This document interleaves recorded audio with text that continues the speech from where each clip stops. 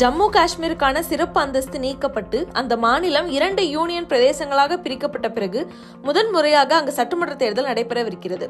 ஒருபுறம் ஜம்மு காஷ்மீரில் காங்கிரஸ் தலைமை தாங்கும் இந்தியா கூட்டணி தேர்தலில் தீவிரம் காட்டி வருகிறது. காங்கிரஸ் கட்சி, ஃபரூக் அப்துல்லா தலைமையிலான தேசிய மாநாடு கட்சி, மார்க்சிஸ்ட் கம்யூனிஸ்ட் கட்சி ஆகியவை கூட்டணி சேர்ந்து தேர்தலை எதிர்கொள்ளப் போவதாக அறிவித்திருக்கின்றன.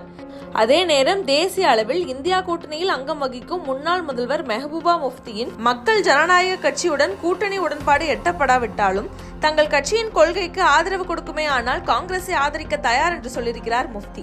மக்களவைத் தேர்தலின் முடிவுகளை கொண்டு பார்த்தாலும் அதிகப்படியான சட்டமன்ற தொகுதிகளில் இந்தியா கூட்டணியை முன்னிலையும் பெற்றிருக்கிறது. இதனால் ஜம்மு காஷ்மீரில் இந்தியா கூட்டணி வலுவாக இருப்பதாகவே சொல்கின்றனர் அரசியல் விமர்சகர்கள். நாளுக்கு நாள் தனக்கு சவாலாக மாறி வரும் ஜம்மு காஷ்மீரின் அரசியல் களத்தை தங்களுக்கு சாதகமாக மாற்ற பாஜகவும் தீவிர முயற்சிகளை முன்னெடுத்து வருகிறது. இதனால் 3 முக்கியமான வியூகங்களை அமைத்திருக்கிறது பாஜக. இதுவே இத்தேர்தலில் வெற்றி பெறுவதற்கான பாஜகவின் யுக்திகள் என்று சொல்லப்படுகிறது. முதலாவதாக, ஜம்முவில் இந்து மக்கள் அதிகம் வசிக்கும் தொகுதிகளை குறிவைத்து தேர்தல் பணிகளை செய்து வருகிறது பாஜக. ஒட்டுமொத்தமாக பார்க்கும்போது ஜம்மு காஷ்மீரில் இந்துக்கள் 28.44%, இஸ்லாமியர்கள் 68.32% இருக்கின்றனர். ஜம்மு பகுதியில் இந்துக்கள் பெரும்பான்மையாகவும் காஷ்மீர் பகுதியில் முஸ்லிம்கள் பெரும்பான்மையாகவும் இருப்பார்கள். இவர்களில் இந்துக்கள் வாக்குகளையே பாஜக குறிவைத்து காய் நகர்த்தி வருகிறது.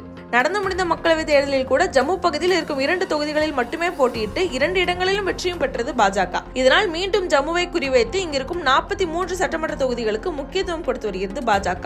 2022ஆம் ஆண்டு ஜம்மு காஷ்மீரில் தொகுதி வரையறை செய்யப்பட்டு புதிதாக 7 சட்டமன்ற தொகுதிகள் உருவாக்கப்பட்டன.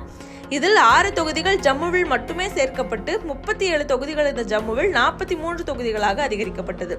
இதில் 2 தொகுதிகள் இந்து மக்கள் பெரும்பான்மையாக இருக்கும் தொகுதிகள், 1 தொகுதி முஸ்லிம் மக்கள் அதிகமாக இருக்கும் பகுதி, மீதம் இருக்கும் 3 தொகுதிகள் அனைத்து மக்களும் இருக்கும் பகுதிகளாக பிரிக்கப்பட்டது. அப்போதே பாஜக தேர்தல் சுயலாபத்திற்காக இந்த தொகுதி வரையறையை கொண்டு வந்ததாக எதிர்க்கட்சிகள் சாடின. இப்போது அதை உறுதிப்படுத்துவது போலவே இந்து மக்கள் அதிகம் வாழும் பகுதிகளை குறிவைத்திருக்கிறது பாஜக. இரண்டாவதாக, இம்முறை காஷ்மீர் பள்ளத்தாக்கு பகுதியிலும் குறிப்பிடத்தக்க தொகுதிகளில் வெற்றி பெற காய் நகர்த்தி வருகிறது பாஜக. காஷ்மீர் பள்ளத்தாக்கில் முஸ்லிம் மக்கள் வாக்குகளே அதிகமாக இருப்பதால் பாஜக இந்த பகுதியில் பெருமளவு வெற்றி பெற்றதில்லை. 2014 ஜம்மு காஷ்மீர் சட்டமன்ற தேர்தலில் பாஜக 22.98 விழுக்காடு வாக்குகள் பெற்றிருந்தது. இதில் காஷ்மீரில் 2.2 விழுக்காடு வாக்குகள் மட்டுமே பாஜகவுக்கு பதிவாகியிருந்தன. இந்த காரணத்தாலேயே மக்களவைத் தேர்தலில் கூட இந்த பகுதிக்குட்பட்ட 3 தொகுதிகளிலும் பாஜக போட்டியிடாமல் கூட்டணி கட்சிகளான காஷ்மீர் அப்னி கட்சி, ஜம்மு காஷ்மீர் மக்கள் மாநாட்டு கட்சிகளுக்கு தள்ளிவிட்டது. ஆனால் காஷ்மீரில் 47 சட்டமன்ற தொகுதிகள் இருப்பதால் மாநிலத்தில் ஆட்சியை பிடிக்க இந்த பகுதியில் வெற்றி பெறுவதையும் அவசியமாக பார்க்கிறது பாஜக.